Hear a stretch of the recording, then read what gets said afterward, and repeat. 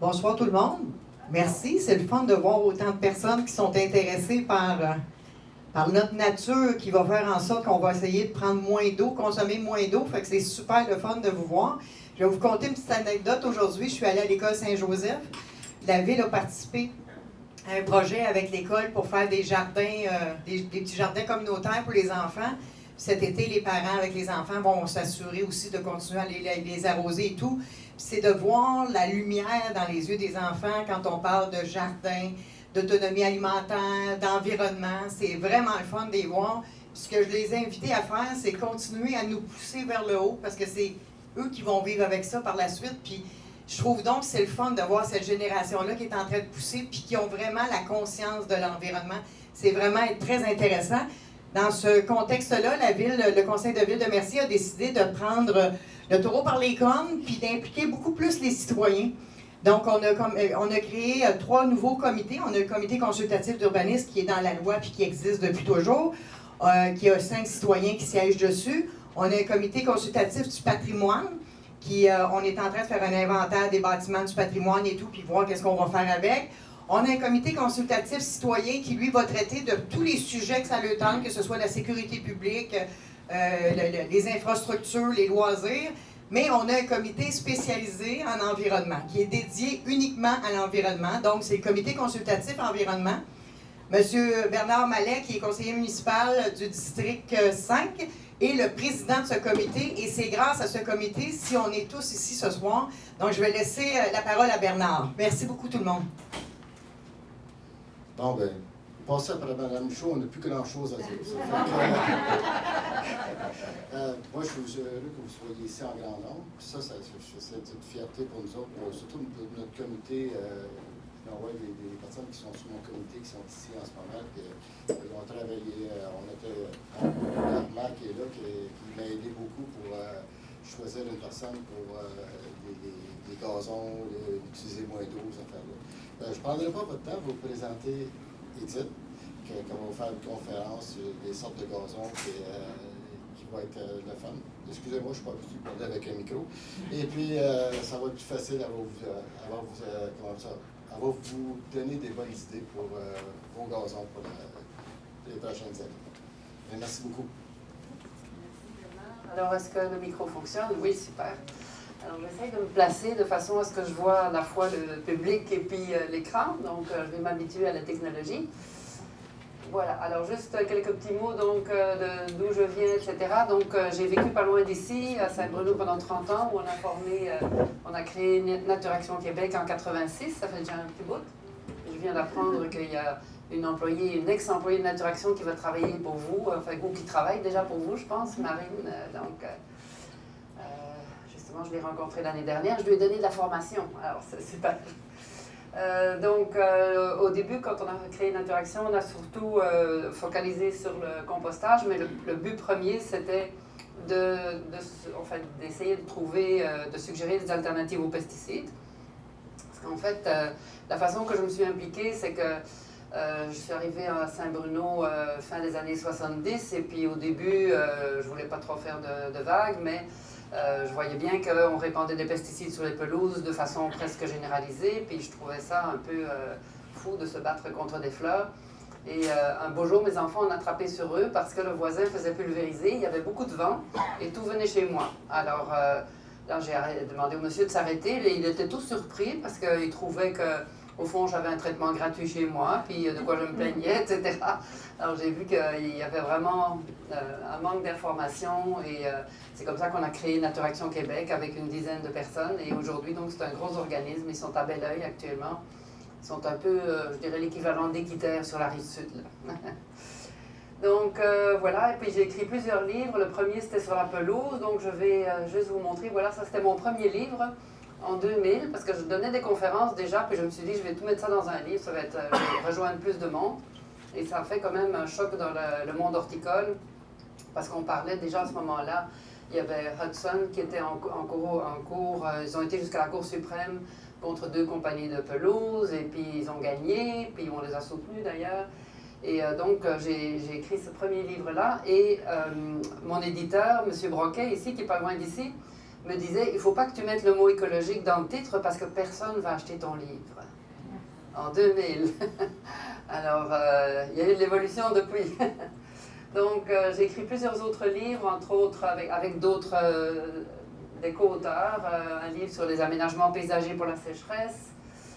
Et celui-là, en fait, il a été écrit après que le Code de gestion des pesticides soit entré en vigueur en 2003. Les municipalités étaient un peu désemparées avec toutes les questions qui leur étaient posées ou auxquelles ils ne savaient pas répondre. Et donc, on a créé une ligne 1-800 et les villes partenaires qui nous payaient pour répondre aux questions des citoyens. Donc, j'avais 5 personnes à temps plein à un moment donné qui répondaient au téléphone. Et avec toutes ces questions et réponses, on a fait ce livre-là. Donc, c'est sur toutes les bébites de jardin, les limaces, les perce-oreilles, etc., etc. Les fameux scarabées japonais. Et deuxième édition de mon livre, là, on met le mot écologique. Vous voyez, en 8 ans, là, il y a eu un petit saut quantique. Et j'ai collaboré à d'autres livres aussi avec Lily Michaud, qui est une excellente conférencière aussi dans le coin de Québec, qui a écrit beaucoup de livres sur le jardinage écologique. Et en fait, les livres que vous avez vus n'existent plus en format papier. On peut encore les acheter en format numérique, mais mon éditeur m'a suggéré de les mettre tous dans un seul et même livre, et donc c'est ce que j'ai fait en 2013. Donc, s'il y en a qui sont intéressés, mon mari va s'occuper de vous tout à l'heure si ça vous intéresse, mais vous pouvez l'acheter en librairie aussi. Mais comme ça fait déjà 9 ans, ben, dans les librairies, ils ne gardent pas les livres longtemps. Tu sais, c'est toujours les best-sellers qui sont là, mais vous pouvez toujours le commander. Donc, oui, c'est possible d'avoir des beaux aménagements sans produits chimiques. En fait, quand je me suis lancée avec Naturaction et dans la lutte contre les pesticides, c'est sûr que je me suis efforcée d'avoir la plus belle pelouse du quartier, parce que si j'avais une pelouse broche à foin, ben, personne n'aurait embarqué dans mon combat. Et donc, je m'efforçais vraiment d'avoir une très belle pelouse, mais j'avais des fleurs pendant 2 semaines par année. Hein? On se bat contre des fleurs. Waouh! Hein? C'est quelque chose.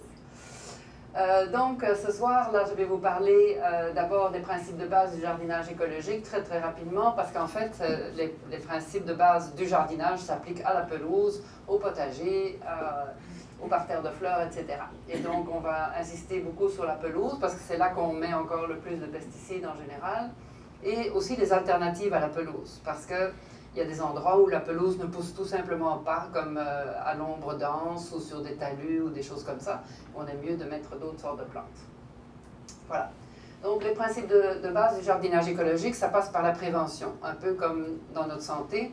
Notre santé ne dépend pas de la quantité d'aspirine, d'antibiotiques et de médicaments qu'on prend. Là, ça dépend de toutes sortes d'autres facteurs, entre autres l'alimentation, l'exercice, etc., etc.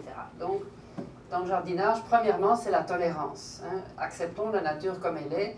Et oui, il y a des insectes autour de nous, mais la bonne nouvelle, c'est que 99% des insectes sont inoffensifs et beaucoup sont très utiles, comme les abeilles, justement. Alors, un autre facteur très important, c'est la biodiversité. Donc, dès qu'on a une monoculture, c'est impossible d'avoir quelque chose d'écologique, que ce soit un champ de maïs, un champ de choux ou une monoculture dans une pelouse.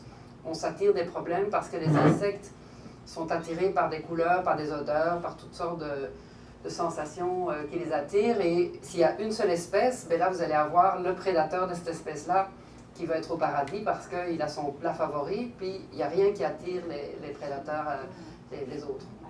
Donc, on va essayer de créer comme une sorte de jungle où ça se contrôle l'un l'autre. Hein. Autre principe très important, c'est la bonne plante au bon endroit. Donc, il y a des espèces qui ont chaque espèce a des caractéristiques et des besoins, donc c'est bien important de mettre les plantes dans leur environnement idéal. Ensuite aussi, éliminer les plantes qui sont sensibles aux ravageurs. Alors, je pourrais vous donner quelques exemples, comme par exemple le pommier. Hein? Est-ce qu'il y en a qui cultivent des pommiers ici? Phew, heureusement, parce que c'est une job. Donc, un pommier, que ce soit en culture biologique ou chimique, il faut pulvériser tout l'été. Hein? Parce que au Québec, on est un endroit où il y a beaucoup de pommiers, puis toutes les ravageurs de pommiers sont ici, puis dès qu'il y a une fleur qui ouvre, ils sont là. Et c'est un métier. Hein? Donc, c'est pas vraiment pour les amateurs. Alors, évidemment, on peut améliorer le sol pour élargir l'éventail de plantes sur notre terrain. Par exemple, si on a un terrain rocailleux ou très glaiseux ou peu importe, avec des caractéristiques bien spécifiques, bien, on peut améliorer le sol pour donner des meilleures conditions. Donc, ça s'applique tant pour une pelouse que pour un potager, bien entendu. Les méthodes d'entretien pour la pelouse, je vais y revenir, bien entendu. Et aussi, donc, faire du dépistage. On n'attend pas qu'il y ait une infestation avant d'intervenir. Donc, on inspecte régulièrement son terrain et dès qu'on voit qu'il y a, par exemple, une tache sur une pelouse qui s'agrandit, bien, attendez pas que toute la pelouse soit envahie et donc vous pourrez intervenir de façon avec des produits à faible impact. Voilà. Alors, on va revenir aux pelouses. Donc, oui, c'est possible d'avoir une très belle pelouse. Donc, ça, c'est une personne de 80 ans qui habite pas loin de chez moi, puis elle a un terrain magnifique, et puis tout ce qui est vert là, bien, il y a du gazon, mais il y a bien d'autres choses que du gazon là-dedans. Donc, encore une fois, c'est la biodiversité, un magnifique terrain, cette madame-là. Et donc, quand on est à l'ombre, il y a des espèces qui tolèrent mieux l'ombre, etc. Donc, on va regarder un peu tout ça. Voilà. Alors, d'abord, ce qui est très important de comprendre, c'est que en Amérique du Nord, c'est vraiment quelque chose de particulier, c'est que au 19e siècle, il y a un paysagiste qui a créé la première banlieue en Amérique du Nord, en banlieue de Chicago. Et il a décidé que les maisons, il allait les poser sur une vaste pelouse communautaire, de façon à ce que les gens aient l'impression qu'ils habitent dans un domaine. Et ça a tellement eu du succès que toutes les nouvelles banlieues en Amérique du Nord ont trouvé ça bien fun. Et donc, dans la plupart des municipalités, dans les nouveaux développements, les maisons doivent être en recul de 25 pieds ou 7 mètres à peu près. Je ne sais pas si c'est le cas ici, mais en tout cas, à Saint-Bruno, c'était comme ça. Et souvent, les clôtures sont interdites à l'avant. Alors, ça fait que la rue est virtuellement élargie, c'est très beau, mais ça a aussi des conséquences. C'est que votre pelouse est offerte à tous les regards et à toutes les critiques. Et donc, on a souvent l'impression que les gens vont nous juger d'après l'apparence du tapis en avant de la maison, puis s'il y a des fleurs dedans. En tout cas, quand moi j'étais avec mes jeunes enfants à Saint-Bruno, ben, c'était comme ceux qui avaient des pissenlits, ben, c'est comme s'ils n'avaient pas fait le ménage. Là, alors, il faut changer cette mentalité-là. Donc, pelouse non clôturée, ça c'est vraiment typique. Si vous êtes déjà allé en Europe, là, les pelouses généralement sont à l'arrière des maisons et devant, c'est des petits terrains avec des rosiers ou des petits arbustes ou des fleurs. Mais c'est bien rare qu'il y ait, il n'y a jamais des terrains vacants comme ça en avant, là. Et alors, l'autre caractéristique aussi, c'est que depuis qu'on a inventé les herbicides sélectifs qui tuent toutes les plantes à large feuille, on peut avoir une monoculture de graminées, et donc c'est devenu comme un standard, un peu probablement sous l'influence des terrains de golf, etc., et des produits qui sont disponibles et de tout le marketing autour de ça. Et donc, on a actuellement, surtout que 99% de nos pelouses, c'est du gazon en plaques. Et le gazon en plaques, c'est du pâturin des prés. C'est essentiellement du pâturin des prés. Et c'est une plante qui a beaucoup de problèmes. Donc, on peut maintenir ces monocultures seulement à un grand renfort de produits chimiques, pesticides et engrais. Alors, un petit mot sur le pâturin des prés, parce que c'est vraiment le nœud du problème. Il faut arrêter de planter des monocultures de pâturin des prés. Pourquoi est-ce qu'on la trouve tellement partout? Parce que c'est la seule graminée qui fait des rhizomes. Donc les rhizomes, c'est des tiges souterraines. Et c'est tellement dense, dans le cas du pâturin des prés, qu'on peut couper en dessous et rouler ça comme du tapis. C'est la seule graminée avec laquelle on peut faire ça. Et donc, c'est super pour avoir des pelouses instantanées, puis contrôler l'érosion, etc. Elle a des grands avantages, elle a de très belles qualités. Entre autres, elle est très résistante au piétinement et à notre climat québécois, donc très résistante au froid. Alors, ça a évidemment des grands avantages. Et puis, gazon immédiat pour le gazon en plaque. Mais elle a aussi elle a des grands inconvénients, c'est qu'elle est très, très exigeante. Donc, ça lui prend absolument de l'engrais, sinon elle meurt. Enfin, elle devient faible. Ça lui prend de l'eau au moins une fois par semaine, sinon elle tombe en dormance. Et quand elle tombe en dormance, elle est affaiblie. 6 heures de lumière par jour. En tout cas, c'est une pelouse qu'il faut dorloter. Hein. Et une fois qu'elle est dans des conditions de stress et qu'elle n'est pas dans son environnement idéal, elle est très sensible à l'attaque des vers blancs et des punaises et de tous les ravageurs. Hein. Alors, le problème justement qu'il faut essayer de se défaire, c'est de ce stéréotype de pelouse parfaite, un peu, j'appelle ça parfois le syndrome du terrain de golf. Je ne sais pas s'il y a des golfeurs ici, je ne vais pas vous vexer, mais c'est un peu, disons, on a créé, disons, c'est bien sur le terrain de golf, mais est-ce qu'on a besoin de ça chez nous, là, tu sais, peut-être pas. Hein?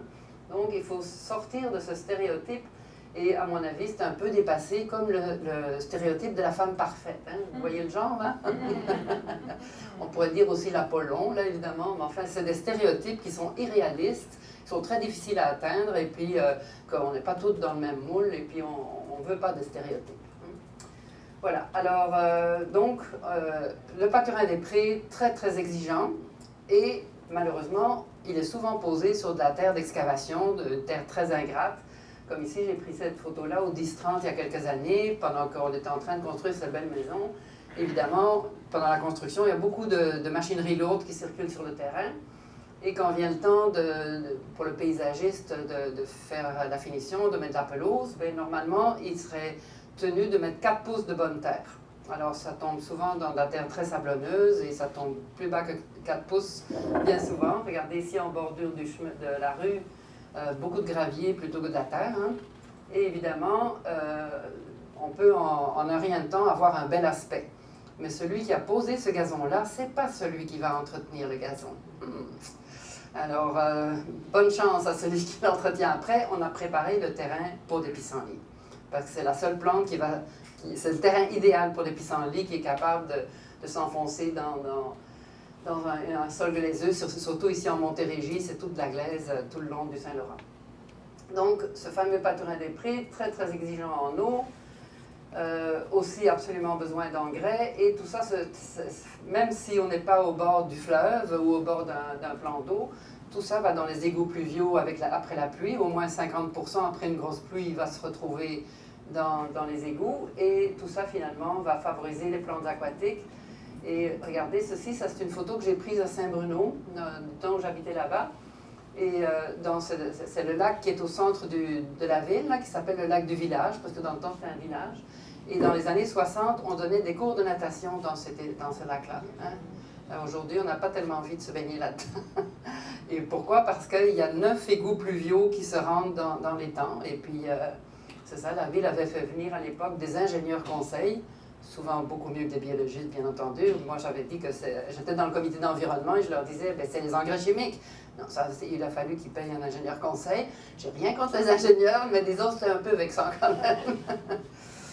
Voilà, et donc, heureusement, il y a eu un peu la crise des algues bleues qui nous a un peu réveillés, mais malgré tout, on continue de mettre des engrais chimiques sur les pelouses, et puis tout ça, c'est extrêmement soluble. Alors, pour avoir donc une belle pelouse écologique, parce que c'est sûr que si on veut changer, si on veut arrêter de mettre des produits chimiques, il faut que ce soit beau. Hein, on ne convaincra personne si on montre des gazons lamentables, il faut absolument que ce soit beau. Donc, premièrement, il faudrait changer d'espèce, ne pas mettre juste du pâturin des prés. Il y a des bonnes qualités, mais il faut le mélanger avec d'autres choses, avec des espèces moins exigeantes qui vont tolérer ce type de terrain ingrat. Donc, il y a les méthodes d'entretien, donc les méthodes culturales que je vais vous parler rapidement. Et ensuite, aussi modifier nos attentes vis-à-vis, c'est quoi une belle pelouse? C'est quoi le problème avec des fleurs? Hein? Quand même, il y a quelque chose d'assez étonnant là-dedans. Hein? Et accepter la biodiversité, bien entendu, les pissenlits. Et aussi, donc, s'il y a une infestation, c'est souvent un symptôme d'un problème sous-jacent, comme quand on tombe malade. Moi, je tombe malade quand j'ai pris trop de sucre, quand je suis trop fatiguée. Parfois, il y a aussi des virus qui courent, là, mais disons que souvent, on se dit « Ah oui, j'ai fait quelque chose qui n'était pas correct ». Donc, il y a des symptômes qui peuvent être là en dessous. Donc, changer d'espèce. D'abord, c'est quoi qu'il y a dans le mélange traditionnel qu'on vend dans toutes les quincailleries? Donc, traditionnellement, c'est une majorité de pâturins des prés. La fétuque rouge traçante est toujours associée parce que c'est une plante qui va tolérer, c'est une graminée aussi, qui va tolérer la mi-ombre. L'ombre totale, il n'y a rien qui pousse, pas de gazon qui pousse à l'ombre totale. Et on va toujours, dans tous les mélanges, ajouter de l'ivraie parce que c'est une graminée qui va germer en une semaine. Et donc, ça va faire tout de suite un couvre-sol qui va retenir le sol et faire de l'ombre pour les espèces plus lentes à germer. Voilà. Alors, ce que je vous suggère, c'est d'acheter des mélanges entretien minimum. Et ça, vous ne trouvez pas dans les quincailleries en général, il faut aller dans une jardinerie. Okay? Alors, dans ces mélanges-là, on va mettre une majorité de fétuques fines. Donc, ce sont des espèces, ce sont des graminées aussi, qui sont plus fines que le paturin et qui ne demandent pas d'engrais, qui tolèrent, la fétuque gazonnante tolère très bien l'ombre. Et l'idéal, c'est aussi d'acheter les mélanges qui contiennent un peu de trèfle. Vous avez des mélanges entretien minimum. Je vais vous montrer des sacs que vous pouvez trouver en jardinerie, là. Donc, d'ajouter du trèfle. Pourquoi? Parce que le trèfle, c'est une légumineuse. Aujourd'hui, on dit d'ailleurs une fabacée. Ils ont changé de nom, Dieu sait pourquoi. Et donc, les légumineuses, ce sont des plantes qui fixent l'azote de l'air. Donc, on n'a plus besoin de mettre d'engrais, beaucoup plus résistant à la sécheresse, et donc pas besoin d'arrosage. Toujours de l'ivraie, bien sûr, et on va aussi, dans ces mélanges-là, rajouter un peu de paturin des prés, parce qu'il y a des qualités à cette plante-là. Voilà, alors ça, c'est le type de mélange que vous devez rechercher. Donc, ça, c'est la compagnie Gloco, mais il y a aussi Fafard qui commence à en faire. Il y a plusieurs compagnies qui commencent à s'inspirer de ces nouvelles pratiques. Donc, vous avez des mélanges juste des graminées ou avec du trèfle blanc. Moi, je vous conseille vraiment d'aller avec les mélanges avec trèfle, parce qu'aussi, le fait que le trèfle a des feuilles plus larges, ça coupe la monotonie des graminées avec des petits brins tout droits. Et donc, s'il y a d'autres plantes à larges feuilles, c'est plus acceptable. Tandis que sinon, si vous avez juste des graminées, c'est traumatisant d'avoir une plante avec des larges feuilles. Hein. Donc, avoir tout de suite de la biodiversité, c'est une bonne idée. Voilà, alors ça ressemble à ça, les fétuques fines, c'est une graminée, avec le brin d'herbe est 2 fois plus petit que le paturin, et il résiste moins bien au piétinement. Mais quand je parle de piétinement, c'est comme un terrain de soccer, là. On ne peut pas mettre cette plante-là sur un terrain de soccer ou dans une garderie où il y a beaucoup de piétinement. Le trèfle aussi, d'ailleurs, résiste moins bien au piétinement, mais on peut marcher dessus. Hein. On peut tondre, etc. Et bien sûr, je parle du trèfle blanc. N'achetez pas du trèfle rouge qui vient 2 pieds de haut et qui a des feuilles beaucoup plus larges et la tondeuse n'aimera pas tellement ça. Ok, alors voici un exemple d'une pelouse avec du trèfle. C'est beau, hein? Oui. Alors ça, c'est au Jardin botanique de Montréal. Hein? Alors vous voyez, si eux donnent l'exemple, pourquoi pas chez vous aussi? Hein? Donc c'est au Jardin japonais du Jardin botanique. Alors, d'autres espèces aussi que vous pourriez rajouter, mais qu'on trouve difficilement en jardinerie. Le lotier, c'est une mauvaise herbe, si on veut. C'est une plante qui vient spontanément dans les pelouses, mais que je trouve très intéressante. Ça, en particulier, j'ai pris cette photo-là à la polyvalente du Mont-Saint-Bruno, où il y a 2000 étudiants, et puis c'est piétiné au bout, et puis ça résiste très, très bien au piétinement et à la sécheresse. Et vous trouverez ces semences-là dans des coops agricoles. Vous n'êtes pas trop loin du milieu agricole, ici peut-être vous pourriez trouver ça. Et ça met 2-3 ans avant de s'établir. Ce n'est pas en un an que vous allez avoir un effet comme ça, mais si ça vous tente d'essayer, ça pourrait être une idée. Donc ça fleurit tout l'été. C'est jaune, comme le pissenlit. Oui? Est-ce que c'est coupé? Oui, on peut couper. Si vous ne le coupez pas, ça vient à peu près 2 pieds de haut. Oui, oui, non. Mais vous pouvez aussi, dans des endroits où vous ne pouvez pas passer la tondeuse sur un flanc rocheux ou quelque chose comme ça, vous pourriez mettre ça. OK? Il y a le thym aussi. Si vous avez un gazon, un espace très ensoleillé, sec, en pente vers le sud, oubliez le gazon, mettez du thym. Puis ça se vend en semences, mais je vous recommande plutôt, parce que c'est très très cher les semences de thym. J'en ai acheté une fois, c'était 100 $ les 100 grammes. Il y avait comme 2000 semences dans 100 grammes, mais quand même. Hein, ce qui fait que moi j'avais, à la maison où on est maintenant, j'ai un endroit très ensoleillé. J'ai pris comme 3 ou 4 petits plants de thym dans 1 mètre carré, puis en 3 ans, c'est tout couvert. Et donc, ça prend un endroit ensoleillé. Vous ne mettez surtout pas d'engrais. C'est une plante qui aime la sécheresse, les conditions difficiles. Le piétinement, tolère très très bien le piétinement, survit très bien à l'hiver. Donc, très belle plante. Et puis, il y a toutes sortes de couleurs. Vous avez du rose au bleu, très très joli. Voilà. Et alors, bonne nouvelle, il y a maintenant la compagnie Richer qui est dans... Enfin, ils ont plusieurs endroits où ils sont là, mais ils vendent du gazon en plaques partout. Mais ils ont des mélanges écolos maintenant. Ça fait 2 ans. C'est formidable. C'est vraiment, je suis très contente qu'ils aient sorti ça. Donc, par exemple, ils ont éco-trèfle. Waouh! Hein? Et puis, biodiversité. Vraiment, c'est vraiment le fun. Mais donc, il faut le demander dans les jardineries. Si vous ne demandez pas, bien, ils auront juste le standard de la pelouse uniforme. C'est quand même une bonne nouvelle parce que c'est le fun, le gazon en plaques, parce que tout de suite, ça contrôle l'érosion, puis les enfants peuvent jouer là, quasiment la semaine d'après.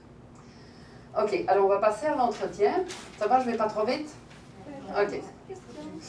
Vous parlez de tout ce que vous avez nommé, c'est uniquement pour les endroits ensoleillés. Je vais montrer tout à l'heure des couvre-sols pour des endroits à l'ombre. OK? Est-ce que vous êtes informé pour le micro-trèfle? Bien, le trèfle blanc, c'est du trèfle nain, là. Moi, j'ai jamais cherché le micro-trèfle. Chez moi, je mets du trèfle blanc. Et puis, ça fait très bien l'affaire. La tondeuse passe très bien là-dedans. OK. Alors, les méthodes d'entretien, la chose la plus importante, c'est la hauteur de coupe. Donc, pourquoi? Parce que le gazon, c'est une colonie de plantes. Et les plantes vivent grâce à la photosynthèse, grâce au soleil et à la chlorophylle. Et donc, plus le brin d'herbe est long, plus la plante va avoir de l'énergie pour faire des longues racines. Donc, il faut absolument ne pas tondre en bas de 3 pouces. La plupart des gens tondent à 2 pouces, là. Puis dans les terrains de golf, on oublie ça. Là, c'est 1 centimètre, je pense, c'est complètement fou. Mais ils arrosent à tous les jours, là. Donc, si on veut vraiment un gazon autonome et qui a de l'énergie, tondre long. Et aussi, c'est éprouvé que plus le gazon est court, plus vous allez avoir de mauvaises herbes, des plantes adventices, parce que les plantes qui germent dans la pelouse aiment le soleil. Ils veulent germer au soleil. Donc, quand on a du gazon long, souvent, les graines n'arrivent même pas au niveau du sol. Donc ça, c'est vraiment le plus important. Même ceux qui sont dans la régie chimique, ils vont vous le dire, là. C'est vraiment le plus important. OK. Alors, bien aiguiser sa lame, ça veut dire à toutes les 25 heures. Donc, tout dépend de la grandeur de votre terrain. Puis, si vous faites des contrats avec les voisins, bien, pour les professionnels, on leur dit toutes les 25 heures. Sinon, ça arrache le gazon, puis vous allez avoir un plus beau travail. Troisième chose très importante, faire de l'herbicyclage. Je ne sais pas si c'est des campagnes d'herbicyclage ici aussi, mais c'est sûr que vous pouvez faire du compost avec les rognures de gazon, mais c'est beaucoup moins de travail de les laisser sur place et ça nourrit le gazon.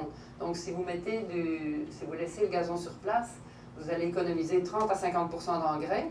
Si vous avez du trèfle, vous ne mettez plus d'engrais. Hein. Alors, donc, c'est beaucoup économie de sac à ordures, etc. Et des coûts aussi, tu sais, même s'il y a le bac brun, j'imagine qu'il y a le bac brun ici aussi, là, bien, c'est des coûts pour la municipalité, tu sais. Alors, s'ils ne doivent pas passer à toutes les maisons, bien, c'est toutes des économies pour la municipalité. OK. Et puis, l'idéal pour faire de l'herbicyclage, c'est d'avoir une tondeuse déchiqueteuse. On peut transformer des tondeuses standards en tondeuses déchiqueteuses, mais ce n'est pas évident, là. Ça ne fait pas toujours une belle job. Donc, si vous avez besoin de vous acheter une nouvelle tondeuse, là, optez pour des tondeuses déchiqueteuses qui sont souvent équipées avec des lames spéciales aussi, qui sont un peu incurvées différemment pour que le gazon coupé reste pris sous l'appareil un peu plus longtemps et ça pulvérise les rognures. Donc, si on tombe régulièrement, ça fait vraiment un beau travail, puis c'est beaucoup moins d'ouvrage. Vous économisez de l'eau et tout ça aussi, c'est vraiment la chose à faire. Vous pouvez faire la même chose avec vos feuilles à l'automne, du moment que vous le faites régulièrement. Il ne faut pas attendre d'avoir 4 ou 6 pouces de feuilles, c'est évident, là. Mais les vers de terre adorent ça. Puis donc, vous allez en même temps, ça attire les vers de terre et vont vous aérer votre sol et décomposer ça en compost. Voilà. Alors, autre chose très importante aussi que la plupart des gens ne font pas, c'est de sursemer à chaque année. À moins que vous ayez un gazon très très dense, mais dès que vous avez des espaces vacants, il faut absolument sursemer. Donc, ça veut dire que vous allez gratter un peu la surface, vous mettez des semences à entretien minimum et vous recouvrez avec 1/2 centimètre de compost, pas grand-chose là. Puis, c'est juste des petits spots comme ça, vous marchez dessus juste pour tasser. Si c'est des plus grandes surfaces, vous prenez un rouleau. Mais c'est très important parce que si vous ne faites pas ça, c'est quoi qui va pousser là-dedans? Des pissenlits. Alors, j'aime bien les pissenlits, mais le gazon aussi. Voilà, alors, donc si vous faites ça régulièrement, vous allez avoir vraiment de belles surfaces et puis vous pourrez être fier de votre gazon. Et donc, après avoir sursemé, bien, on met un peu de compost.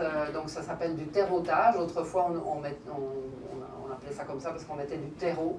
Mais du compost, c'est l'idéal. Et puis aujourd'hui, on trouve le compost très facilement. Peut-être même que la municipalité distribue du compost. Ah oui, on me fait signe que oui. Non, c'est une question.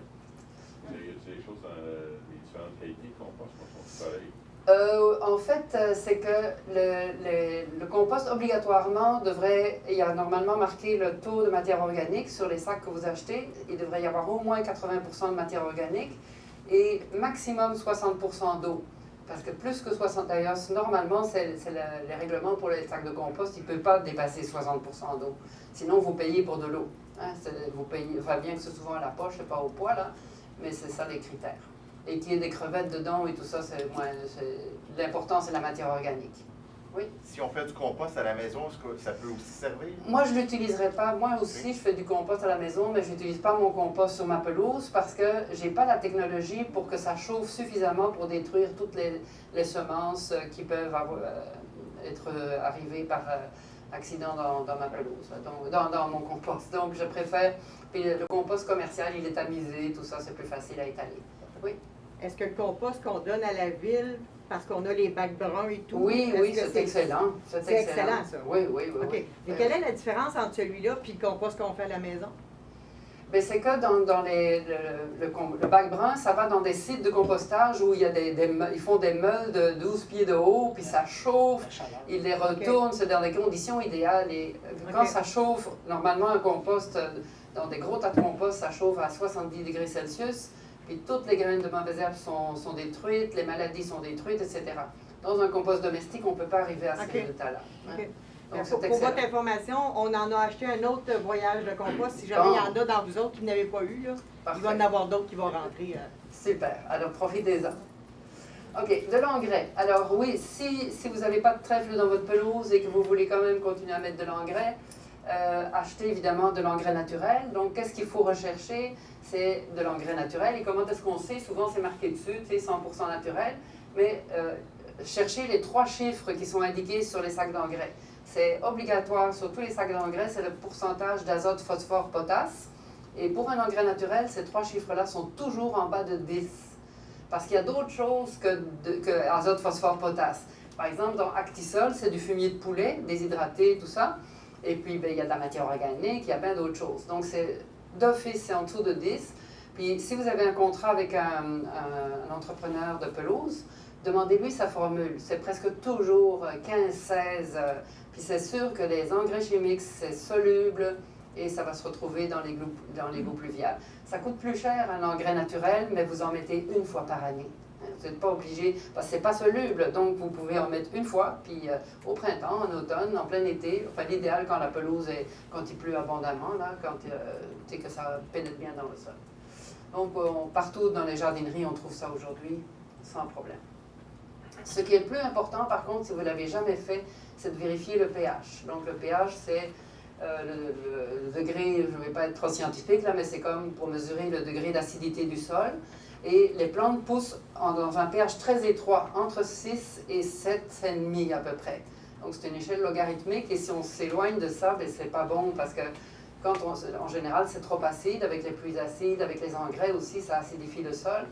Et ce que ça fait, c'est que ça bloque l'assimilation des éléments nutritifs. Donc, la terre que vous avez ici, l'argile, c'est très fertile. Mais souvent, c'est bloqué, les minéraux qui sont dedans sont bloqués parce que le sol est trop acide. Donc, comment est-ce qu'on corrige l'acidité du sol?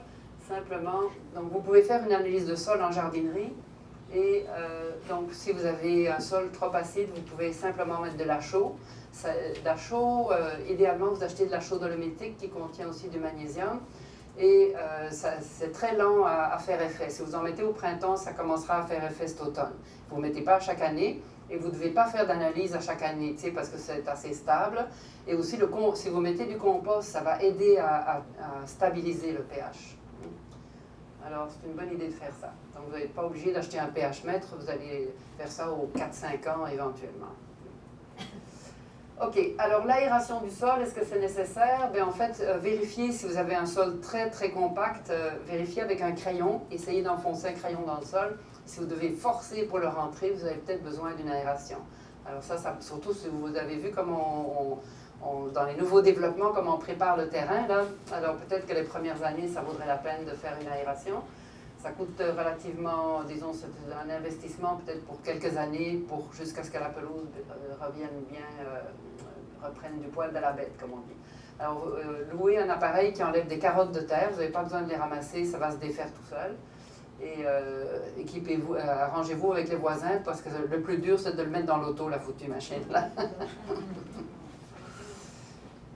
OK, on parle aussi beaucoup de déchômage. Alors, est-ce que c'est nécessaire de déchaumer? Pas vraiment, je dirais. En fait, il faut d'abord savoir c'est quoi le chaume. D'abord, au début que je me suis intéressée au gazon, tu sais, je parlais de chaume partout, puis j'ai eu un appel d'un professeur de l'Université de Guelph, qui est l'Université du gazon. Il m'a dit, Madame, vous êtes une ignorante. C'est pas du chaume, c'est du feutre qu'on dit. Ah bon, OK. Alors, c'est du feutre, OK. Donc, le feutre, qu'est-ce que c'est? C'est une accumulation de rhizomes en dessous des brins d'herbe. Alors, c'est typique du pâturin des prés. Donc, vous allez trouver ça seulement avec un gazon de pâturin des prés ou une dominance. Et donc, ce que ça fait, c'est que ça fait une couche imperméable qui empêche les engrais puis l'eau d'atteindre les racines. Et si on en a plus qu'1,5 centimètre, il faut l'enlever. Mais il y a d'autres façons aussi, au lieu de passer la déchaumeuse, vous pourriez simplement mettre un peu de compost et le compost va aider à décomposer tout ça, parce que le compost, c'est plein d'œufs de vers de terre et de vie, de bactéries et tout ça. Et donc, en fait, c'est caractéristique des gazons quasiment artificiels, là, où il n'y a plus de vie dans le sol, où on a enlevé tout le gazon. Si on enlève tout le gazon coupé, il n'y a pas de nourriture pour les micro-organismes. Et donc, c'est là qu'il y a un cercle vicieux que le chaume va s'installer. J'ai pas de trou, j'ai embauché une bouffette, elle fait tout ça. Ah, la bouffette, ça, Elle travaille très bien. OK. Et c'est pas cher. La fétuque, non. Toutes les autres espèces de graminées font des tales. Et c'est vraiment juste le pâturin des prés. Je pense que la fétuque rouge traçante fait un peu des rhizomes, mais beaucoup moins agressif que le pâturin des prés. OK. Faut-il arroser? Bien non, vu que vous êtes ici justement dans une municipalité où on déconseille d'arroser. En fait, plutôt, il faut essayer donc d'économiser l'eau. Donc, vous avez vu, plus vous laissez le gazon long, plus vous avez des racines profondes. Donc, c'est ça qu'il faut faire. Ensuite, quand vous terreautez avec du compost, le compost, c'est plein de... C'est comme des éponges que vous allez introduire dans le sol. Ça va retenir beaucoup mieux l'humidité. Ensuite, changer pour des espèces qui résistent mieux à la sécheresse, comme le thym, le trèfle, le lotier, les fétuques, etc., les espèces à entretien minimum. Et si vous avez de la biodiversité, c'est qui le champion contre la sécheresse? Le gazon long. Le quoi? Le gazon long. Le gazon long, oui, mais la plante... Le trèfle. Le trèfle et le pissenlit. Le pissenlit a des racines très, très profondes et puis il va ramener les minéraux qui sont en profondeur à la surface. Hein? Et aussi réduire la superficie de la pelouse. Hein, c'est surtout la pelouse qui souffre de sécheresse autour des arbres, etc. Mais vous pourriez peut-être réduire la superficie de la pelouse. Voilà. Alors, le contrôle des organismes indésirables, je vais évidemment surtout peut-être focaliser autour... Enfin, je vais vous donner plusieurs exemples, mais des exemples pour la pelouse. Donc, de tolérance, encore une fois, ce n'est pas tous les insectes qui sont méchants.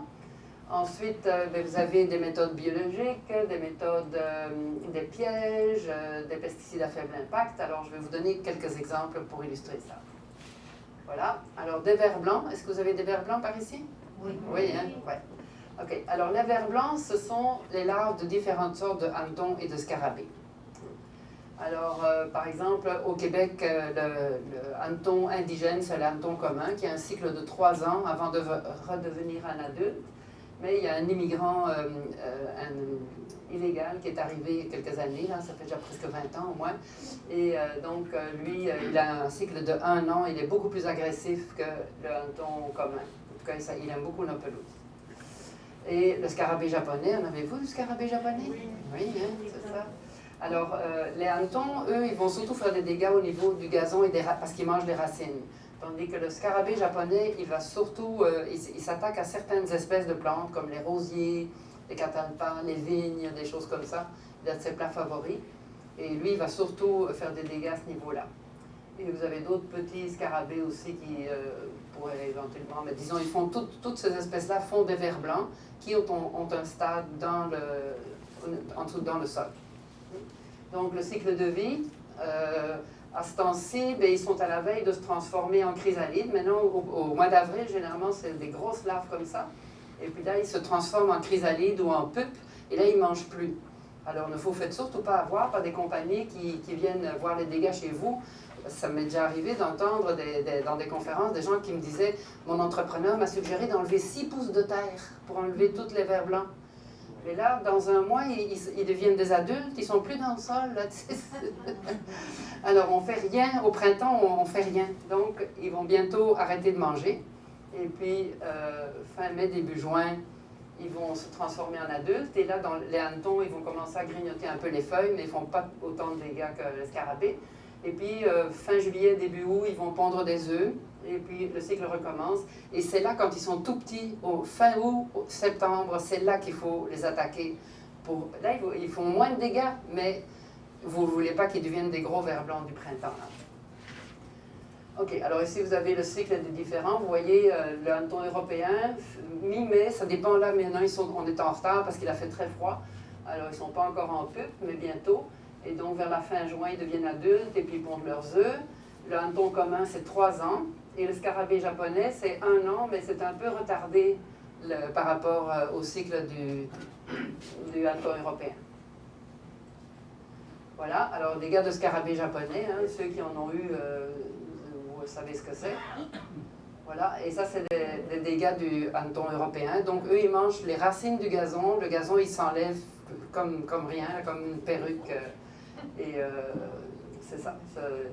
Je ne sais pas s'ils font encore autant de dégâts qu'avant, mais donc le gazon s'arrache. Et les dégâts apparaissent surtout au printemps, mais là, il n'y a pas grand-chose qu'on peut faire de ce temps-ci, sauf avec des produits chimiques qu'on ne veut pas. Là. Je vais finir peut-être avec si vous avez des questions, après vous y reviendrez, parce que je vais probablement répondre à votre question. Donc, les pires dégâts, souvent, c'est les moufettes et les ratons laveurs. Les oiseaux aussi sont des bons prédateurs, ils font moins de dégâts. Les marmottes, oui, les marmottes aussi. Oui, les ratons laveurs, vous n'avez peut-être pas par ici? Moins, oui. Vous avez tout, quoi.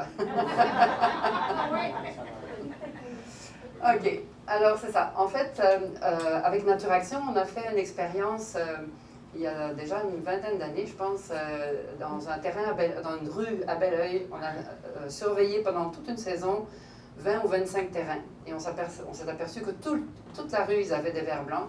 Mais ceux qui avaient des méthodes écologiques et des bonnes pratiques, laisser le gazon long et tout ça, avaient beaucoup moins de dégâts.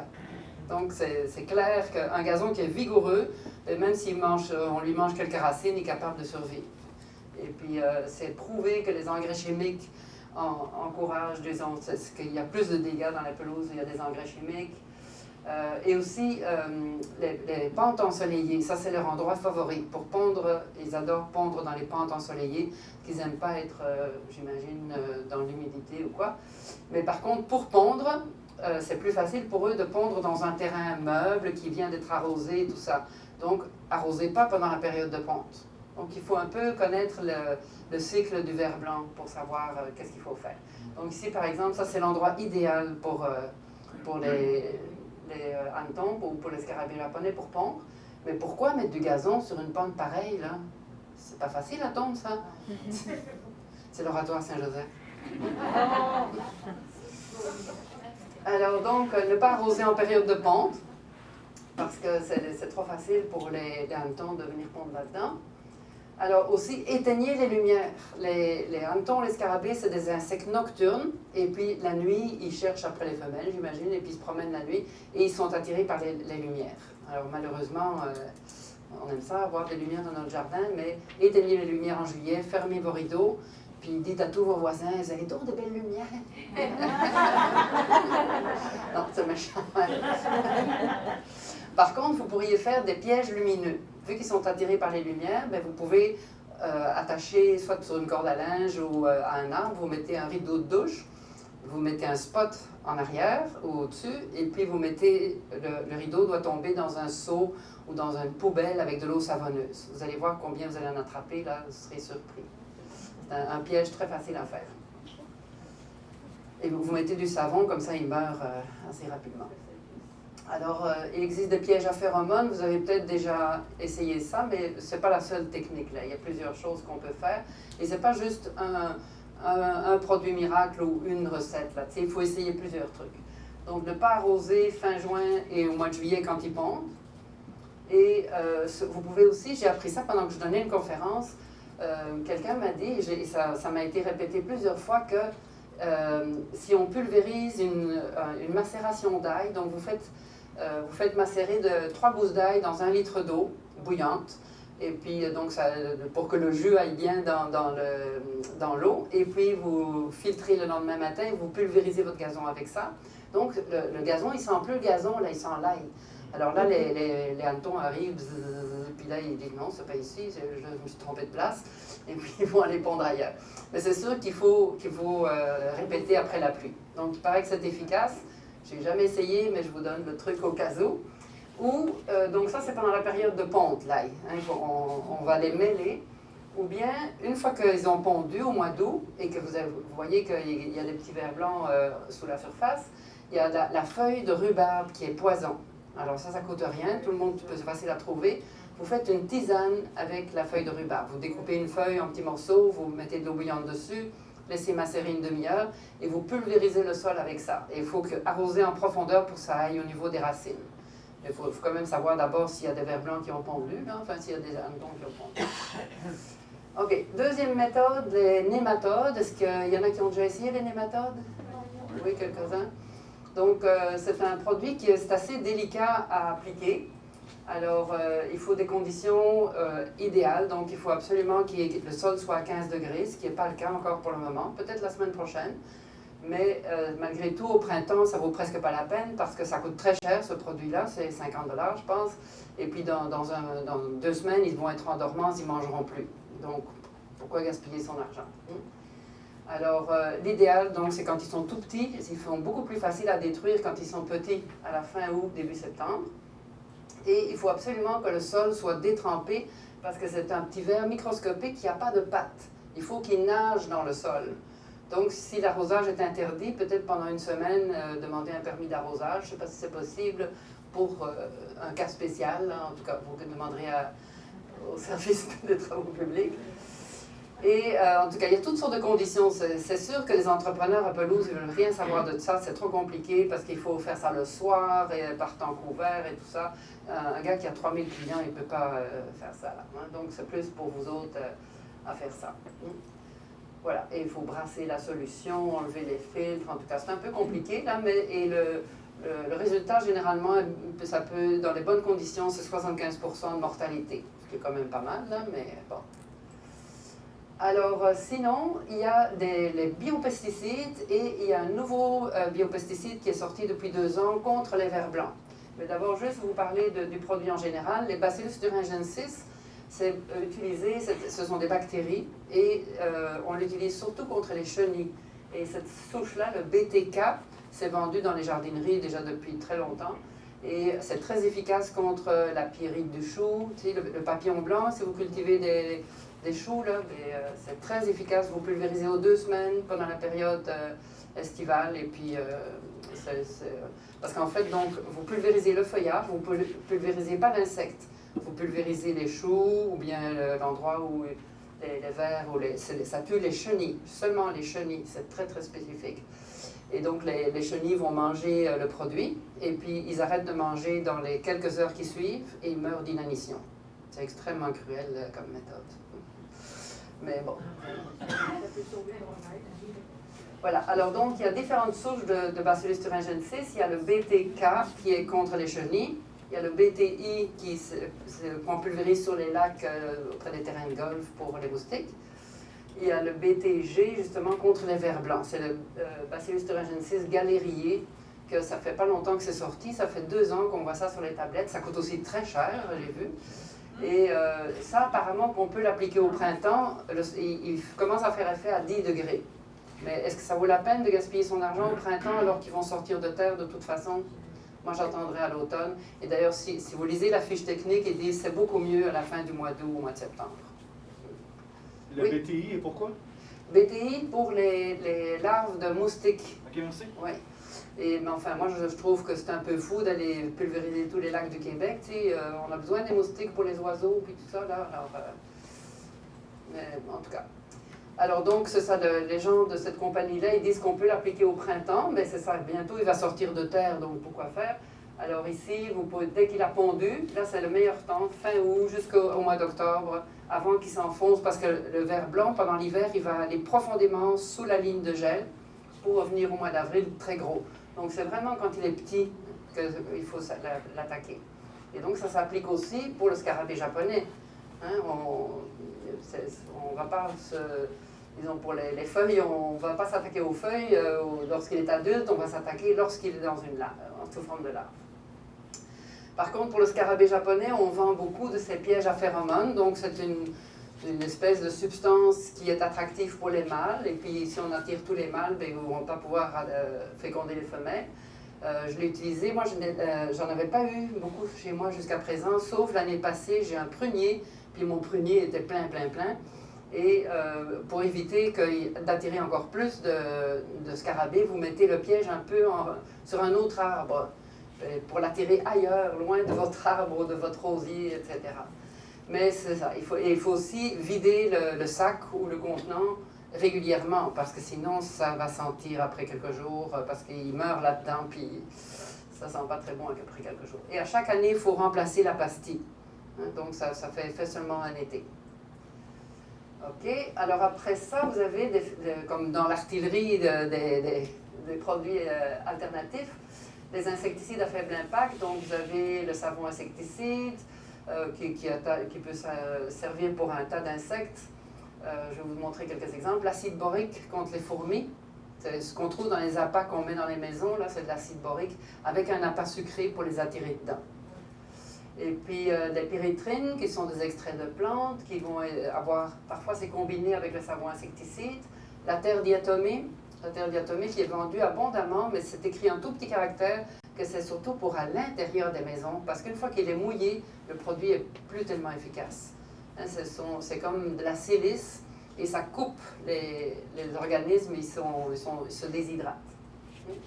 Alors voilà donc un type, il y a la compagnie CFA qui a fait beaucoup, qui était parmi les pionniers dans les produits alternatifs. Alors par exemple pour des pucerons, c'est très efficace. Aussi contre, pour réutiliser du savon à vaisselle aussi. Une cuillère à thé dans 1 litre d'eau, puis ça fait l'affaire. Et le savon insecticide est très efficace contre la punaise velue. Alors ça c'est un autre petit insecte qui est très agressif sur les pelouses, et ça va apparaître l'été, et ils vont sucer la sève du gazon, puis ça fait des plaques de gazon mort, et puis contrairement au ver blanc où on arrache le gazon, là le gazon reste bien attaché et les plaques grandissent. Alors si vous n'avez pas de chien, ben, c'est suspect là, si la plaque a grandi, parce que les chiens font un peu le même genre de symptômes là. Alors donc ça c'est la larve, c'est là qu'elle est la plus gourmande. Et c'est comme une petite fourmi, il faut se mettre à 4 pattes dans la pelouse, et elle a l'abdomen rouge, alors c'est assez facile à voir. Et il faut la regarder en bordure des zones infestées, et ça c'est l'adulte, et puis ça c'est d'autres espèces. Voilà, alors ça, typiquement ça fait cet effet-là, donc il y a des plaques de gazon mort, et ça apparaît en juin, juillet, pendant les canicules en général, les grosses périodes de sécheresse. Et la bonne nouvelle, c'est que la punaise ne mange pas de trait. Ça mange juste des graminées. Voilà. Alors, le contrôle de la punaise, ben, donc du savon insecticide ou du savon insecticide avec de la pyrétrine. Voilà. Et il faut répéter de temps en temps. Ce n'est pas aussi efficace qu'un produit chimique, un pesticide chimique. Là, enfin, malgré tout, du savon, c'est un produit chimique aussi, là, mais quand même moins dangereux que d'autres affaires. OK. Et évidemment, après ça, il faut réparer les dégâts. Il ne faut pas laisser les trous dans la pelouse. Et réensemencer, c'est ça. Donc, une fois que vous avez contrôlé le problème, vous réensemencez, puis dans les mélanges d'entretien minimum, la plupart du temps, ça va être marqué avec endophytes. Donc ça, les endophytes, qu'est-ce que c'est? C'est un champignon qui vient à l'intérieur de la graine et qui va se développer avec la plante, et toute la plante va être infestée, si on veut, de ce champignon. C'est un petit champignon microscopique, et c'est toxique pour les punaises et pour bien des insectes qui voudraient manger le gazon. En fait, ça a été découvert parce qu'ils se sont aperçus qu'il y avait du bétail qui avait de la diarrhée. Ils se demandaient pourquoi, puis c'était du pâturage avec des endophytes, et puis ils ont sélectionné ces espèces-là pour faire ce gazon-là. Donc en général, les semences, les mélanges d'entretien minimum contiennent du gazon avec des endophytes. Les variétés, c'est seulement le régras et les fétuques. Il n'y a pas de pâturin avec des endophytes. Donc raison de plus pour vous acheter les mélanges d'entretien minimum. Et si vous avez des semences de l'an dernier, bien, ça ne vit pas longtemps ces petits champignons-là. Si vous avez des semences de plus de 2 ans, les endophytes sont morts, là, parce que c'est vivant. Donc il faut changer. OK, alors donc la prévention, en fait, c'est que, encore une fois, donc laisser le gazon long, il sera plus vigoureux, éliminer les engrais solubles, favoriser la biodiversité, et bon, c'est sûr que ils viennent typiquement en période de sécheresse. Donc, il y en a qui vont dire, mais mettez un système d'arrosage automatique, mais bon, il y a des solutions plus intelligentes. Alors, au fond, mettez du trèfle, ils ne mangent pas le trèfle, ils ne mangent pas les pissenlits, ils ne mangent pas le thym, et du gazon avec des endophytes. Donc, vous avez quand même pas mal d'outils à votre portée. Alors, les fameux pissenlits, je vais vous montrer des belles photos de pissenlits, parce que ça, c'est sûr que... Très beau. Vous allez dire, oui, mais ça, c'est pas très beau. Mais qu'est-ce qui est pas beau? C'est le gazon. C'est le gazon qui est mort. Alors, les seuls survivants, c'est les pissenlits. Hein, parce que le terrain a été préparé comme les photos que je vous ai montrées au début. Hein. Donc, il faut essayer de regarder c'est quoi la cause. Pourquoi est-ce que j'ai des pissenlits? Est-ce que c'est la sécheresse, les ravageurs, un hiver trop rigoureux, le gazon est trop court, etc., etc. Hein? Donc, le contrôle des mauvaises herbes, en fait, actuellement, il y a un herbicide sélectif qui peut tuer les plantes à large feuille. C'est un produit avec du fer chélaté, que vous avez sûrement déjà vu dans les jardineries. J'ai une photo de tout à l'heure, là. Donc, on peut utiliser ça, mais il est beaucoup moins efficace que le Kilex qu'on avait autrefois, et on veut de la biodiversité dans la pelouse. C'est ça la solution du problème. Hein? Donc, c'est ça le produit avec du fer chélaté. Et c'est considéré comme un pesticide à faible impact, mais il faut être conscient que vous rajoutez du fer et du fer et du fer à chaque année dans votre pelouse. Peut-être un jour, ils vont découvrir que c'est pas bon, là. Alors, voilà. Et sinon, il y a d'autres herbicides à faible impact, mais qui tuent toute végétation, qui pourraient remplacer le Roundup. Alors, à droite, vous avez de l'acide acétique. L'acide acétique, c'est du vinaigre. Alors, c'est du vinaigre peut-être concentré, parce que le vinaigre est probablement dilué. Et à gauche, vous avez le savon. En fait, c'est un savon très concentré et qui est aussi un herbicide. On va dire, vous pourriez mettre de l'eau de javel, là, mais je ne conseille pas quand même, pour des raisons environnementales, de pulvériser votre pavé uni à l'eau de javel. Là, c'est quand même... il y a mieux que ça. Voyons, il ne veut plus avancer. Ah, c'est ça. Moyen mécanique, alors vous connaissez tous les arches pissenlits. Si vous avez envie de faire ça, bien bravo, mais j'avoue que quand on a un grand terrain, c'est un peu fastidieux. Puis il faut essayer de regarder les pissenlits sous un autre aspect, sous un autre œil. Je vais vous montrer tout à l'heure les belles photos. Dans le pavé uni, au lieu d'utiliser de l'acide acétique et des choses comme ça, la torche au gaz propane, c'est génial. Hein? Mon mari adore passer ça le soir, sa petite méditation après le souper, là. Alors, il ne faut pas carboniser les plantes, là on fait juste passer de la chaleur par-dessus, puis c'est propre, c'est efficace, c'est vraiment génial. Et quelques belles photos de pissenlits, hein, donc pour essayer de vous réconcilier avec ça. Donc, j'ai écrit un article pour le jardinier paresseux dimanche, là c'est sorti, alors vous pourriez le mettre en ligne peut-être pour réconcilier le monde avec les pissenlits. Hein. Tous les enfants aiment ça. Qui n'a pas fait un bouquet pour sa maman quand il était petit? Et c'est ça, la biodiversité, ça commence dans la pelouse. C'est un autre article que j'ai écrit qui devrait sortir la semaine prochaine. Il y a tellement... Il faut retrouver notre âme d'enfant, puis arrêter de faire la guerre aux fleurs, et essayer de voir toutes les belles choses qui sont dans la pelouse, qui attirent les abeilles, qui protègent notre environnement. Alors, une des solutions aussi, si votre gazon pousse mal, quels que soient les efforts que vous mettiez, est-ce que ça va, je ne dépasse pas trop mon temps là? Je peux encore parler un petit peu? Qui organise ça ici? Oui, ok. Donc, c'est ça, si vous avez vraiment de la misère avec votre gazon, parce qu'il y a trop d'ombre, parce que vous êtes sur une pente forte, etc., mais il y a plein de couvre-sols que vous pourriez mettre à la place. C'est sûr qu'en général, les couvre-sols, c'est pas fait pour marcher dessus. Mais s'il n'y a rien qui pousse, c'est peut-être quand même plus joli d'avoir ça.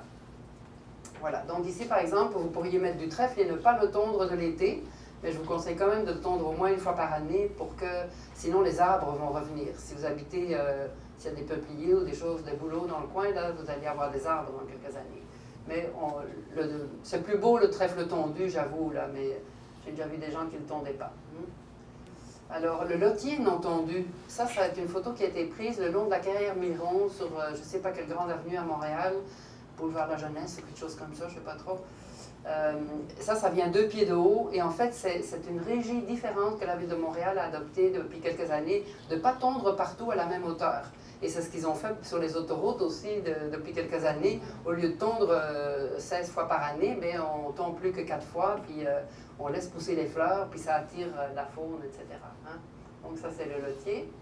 Mais dans les couvre-sols, donc vous avez tout un choix. Dans mon livre, j'en ai une trentaine d'espèces dans les jardineries, là, dans les sections couvre-sol. Vous avez vraiment un très, très beau choix.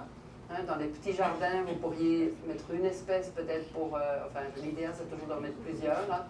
Mais ça dépend un peu comment vous voulez gérer ça. Par exemple, ici, ça c'est un terrain à Saint-Bruno, pente vers le sud, infesté de vers blanc.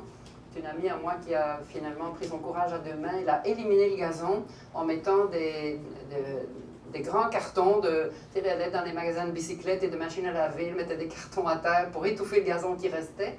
Elle mettait du paillis par-dessus. Donc, il y a si vous appelez les compagnies d'émondage, ils ont des machines pour déchiqueter les branches. C'est merveilleux comme paillissant. Alors, elle s'est fait livrer des voyages et des voyages de copeaux. Et puis, donc, ça s'appelle du bois raméal fragmenté. Donc, c'est merveilleux comme matériel, c'est très, très riche en azote. Et ça attire les vers de terre à 100 lieues à la ronde. Et voilà, quelques années après, là, les arbustes ont grandi, etc. Il n'y a plus de tondeuse à passer. Alors, si vous vous battez constamment contre un insecte ou contre que la pelouse ne pousse pas, essayez de trouver d'autres façons. Il y en a plein. Donc, autre couvre-sol, ici la pachysandre. C'est une plante vive. C'est toutes des plantes vivaces que je vais vous montrer, mais celle-là, elle garde son feuillage en hiver. Fait qu'évidemment, en hiver, on ne la voit pas, mais dès la fonte des neiges, elle est déjà verte. C'est pour l'ombre. Et c'est pour l'ombre, oui, ça va très très bien à l'ombre. C'est pas fait pour marcher dessus, mais bon. La pervenche, ça c'est ma plante favorite. C'est là où on pourrait, disons, pas pour jouer au soccer, là, mais on peut marcher dessus quand même, parce que c'est très, très rampant, c'est assez facile et ça fait des fleurs. Alors, c'est ça, si vous voulez en savoir plus, là, vous allez dans une jardinerie, il y a vraiment un grand choix de couvre-sol, et dans mon livre aussi, il y en a. Donc, comment reconnaître une compagnie écologique? Hein? Il y en a beaucoup de compagnies aujourd'hui qui se disent, nous, on est vert, etc. Alors, comment est-ce que, en fait, premièrement, ils devraient faire un diagnostic de votre sol avant de vous proposer un service, tu sais, parce que, je me rappelle quand j'étais à Saint-Bruno, ils venaient au mois de février, quand il y avait 2 pieds de neige sur le gazon, je me dis, tu sais, ils ne savent même pas si j'ai du gazon. Alors donc, ils devraient au moins faire un test de pH, ce que la plupart ne font pas, mais bon, ça peut peut-être venir. Et ils devraient vous suggérer justement, couper votre gazon long. C'est quelqu'un qui connaît ça, c'est son métier, bien, il devrait savoir c'est quoi les bonnes méthodes. Hein. Et n'utiliser que des engrais à 100% naturels et n'utiliser aucun pesticide, sauf de façon ponctuelle lorsqu'il y a un problème avec des pesticides à faible impact ou des pièges ou des choses comme ça. Et si vous voyez que vous avez un entrepreneur qui vient chez vous ou chez votre voisin, que vous voyez les pissenlits toutes tordues, c'est la preuve qu'il a utilisé un pesticide chimique. Actuellement, en fait, les compagnies ont le droit d'utiliser un pesticide que nous, les particuliers, on n'a pas le droit. Je vous en parlais tout à l'heure. Mais quelqu'un qui a une pelouse uniforme et qui ne passe pas sa fin de semaine à 4 pattes dans la pelouse, là, il y a quelque chose qui ne marche pas là. C'est pas normal. Donc, c'est sûr qu'ici, il y a eu application d'un produit chimique. Donc, beaucoup de gens pensent que le Code de gestion des pesticides a tout éliminé les pesticides. En fait, c'est seulement 20 ingrédients actifs, donc 20 pesticides qui ont été éliminés, et seulement sur les pelouses. Et autrefois, vous vous rappelez, ceux qui sont assez vieux, en tout cas plus de 20 ans, on utilisait autrefois du Kilex. Alors ça, c'est interdit maintenant. L'ingrédient actif, c'était du 2,4-D. Sauf que autrefois, c'était les professionnels utilisaient le mélange 2,4-D, dicoprop, mécamba. Mécoprop, dicamba. Et actuellement, ils peuvent encore utiliser le dicamba. Il paraît qu'ils en mettent 3 fois plus, qu'ils m'ont dit, mais alors c'est seulement autorisé par les professionnels, donc il faut essayer d'arrêter ça là. Donc des outils pour le changement, des conférences comme aujourd'hui, je vais vous montrer toutes sortes d'outils. C'est ça, que vous pourrez mettre sur votre site web. J'en ai envoyé au président du comité d'environnement. Donc, il y a quelques années, j'ai composé ce dépliant sur la biodiversité. Je pense que c'est ces messages-là qui vont convaincre les gens en montrant des belles pelouses et puis des fleurs. Et puis, je pense que la campagne avec les abeilles aussi, protégeons les abeilles, je pense que ça fait de l'effet. J'ai aussi envoyé ces dessins, donc ça faisait partie d'une trousse d'action où on donnait toutes sortes de trucs. Et au fond, c'est un jeu à faire avec les enfants, peut-être dans les garderies, dans les écoles, les camps de jour, et faire réfléchir les enfants, c'est quoi l'environnement où je voudrais vivre, là, tu sais. C'est clair que lequel que les enfants vont choisir. Donc les affichettes, ça pourrait être aussi quelque chose que vous pourriez lancer. Moi, quand j'ai commencé à avoir ma belle pelouse en avant de la maison avec des fleurs pendant 2 semaines, et je mettais cette petite pancarte, et du coup, les gens se disaient « Ah, ben oui, tiens, ils voyaient que je faisais quelque chose. » Et puis ma pelouse était belle, là. Les gens arrêtaient pour prendre des photos chez moi. Mais j'avais à peu près 2000 tulipes aussi, là, tu sais. Alors... C'était pas mal beau. Et donc ça, c'est la petite pancarte que vous pouvez vous procurer auprès d'une miellerie de Portneuf avec la compagnie Écoumène aussi qui fait des semences. Et je pense que c'est une très bonne idée, ça embarque, les gens embarquent avec ça. Alors pour terminer, quelques belles photos de pissenlit que je vous ai promis. Alors, on ne gagnera pas la bataille contre les pissenlits, c'est impossible. Hein? Donc il y a beaucoup trop de graines dans l'air pour qu'on puisse en venir à bout. Ça, je ne sais pas si vous avez pris. En fait, c'est des photos que j'ai eues en 2013. J'ai organisé un concours de photos de pissenlit avec Équiterre. On a eu au-delà de 500 photos. Et j'ai gardé les plus belles. Là. Regardez ça là. Le pissenlit, c'est une centaine de fleurs sur un petit plateau. Vous voyez, chaque espèce d'étamine, là, en fait, c'est le pistil qu'on voit. Et chaque pétale est une fleur qui est sur un petit plateau. Et les petites graines, là, écoutez, il n'y a personne qui est allergique à ça. Hein. Que ne vienne pas vous dire, mon enfant est allergique, c'est le pollen qui rend allergique.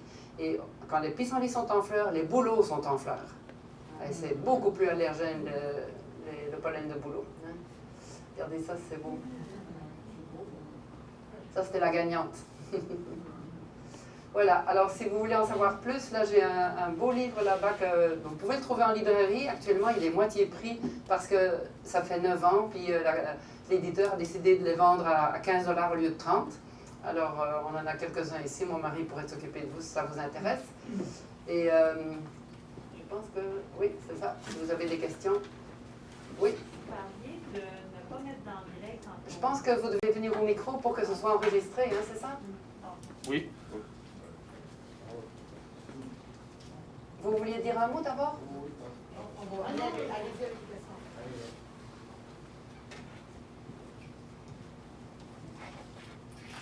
Vous mentionniez tantôt que de ne pas mettre d'engrais lorsqu'on a du trèfle, mais à ce moment-là, est-ce qu'il y a un autre produit alternatif? Ou, parce que naturellement, si on a une biodiversité, bon, on a peut-être aussi des graminées, etc. Est-ce qu'il y a d'autres suggestions ou c'est vraiment le trèfle qui va créer l'engrais par lui-même? Bien, c'est ça, le trèfle va fixer l'azote de l'air. Tout dépend, si vous avez juste 2-3 trèfles ici et là, peut-être qu'on aura besoin d'engrais quand même. Et il faut surveiller ça. Mais si vous mettez de l'engrais, mettez seulement de l'engrais naturel à 100%. OK?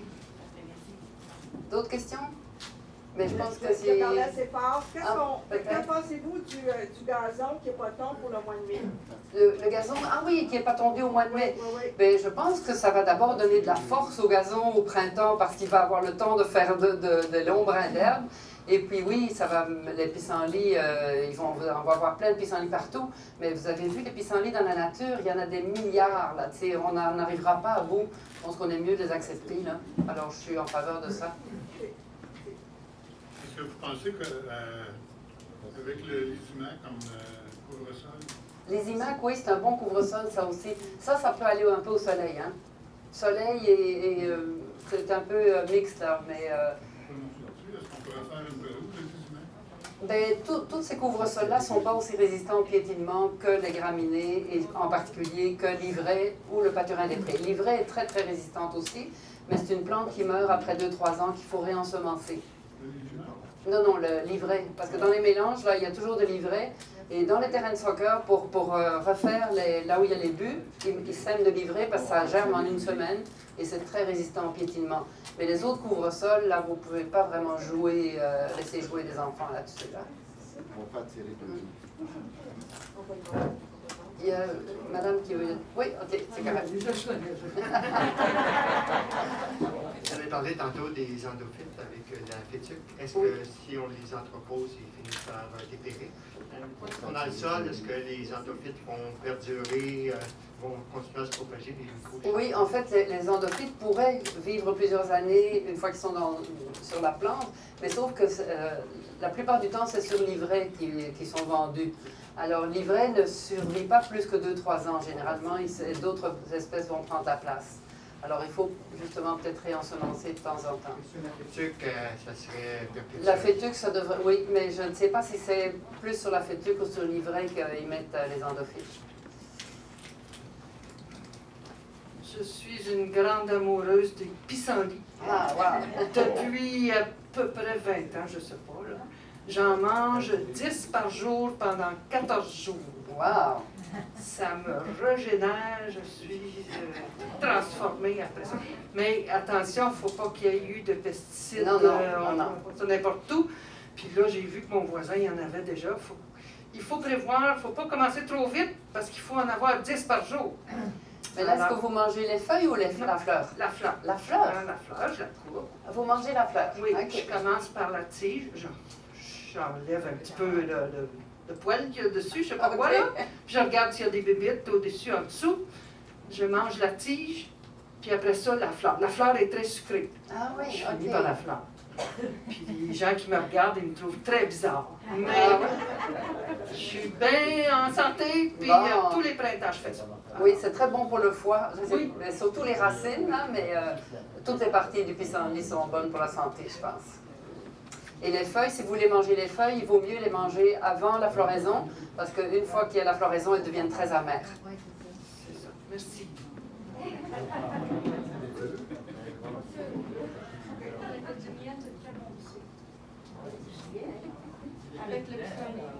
Oui, il y a une recette avec du miel et du vin de pissenlit aussi. Moi, je voudrais savoir, j'ai semé du trèfle, un mélange de trèfle, et j'avais déjà du gazon. OK.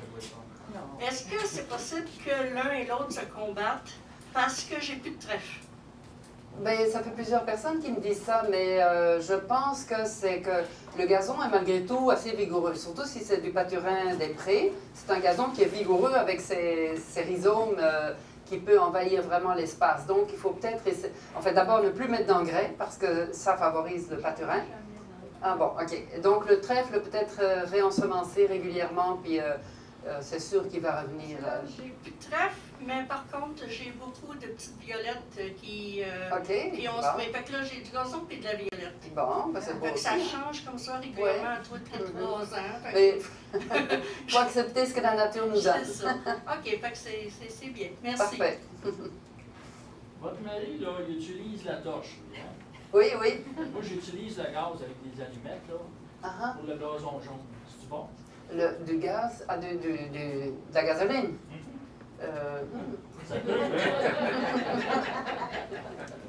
Oui, mais malgré tout, vous allez contaminer votre sol, là, non? Non, je mets de la terre après. Oui, mais la torche au gaz propane, il me semble, c'est plus simple, non? On va essayer ça. OK. Ça, j'ai oublié de vous dire où l'acheter. J'en ai déjà vu chez Canadian Tire. Demandez, vous recevrez généralement. Hein, demandez aux commerçants. Mais sinon, Lee Valley, vous connaissez ça, ce magasin-là? Tout le monde connaît. OK. Oui? J'ai une question. Chaque année, au printemps, présentement, j'enlève le bâton comme du tapis. Ah, ben ça, c'est des verres blancs, c'est qu'il y a des verres blancs en dessous. Donc, la question, pour ceux qui sont sur Facebook, là, la question, c'est que madame a du gazon qui s'enlève comme du tapis, ben c'est des verres blancs qui coupent les racines. À chaque année, mon gars, le gars, il y en a à chaque année. Ben oui, parce qu'il y a un cycle, donc les adultes qui vont sortir au mois de fin mai, début juin, ben, ils vont repondre et puis c'est de nouveaux vers blancs qui vont arriver. Mais j'en ai toujours, même s'ils mettent à chaque année, ils mettent des produits sur le gazon. Oui, ça, c'est pas permanent, c'est sûr. Non, non, non, non.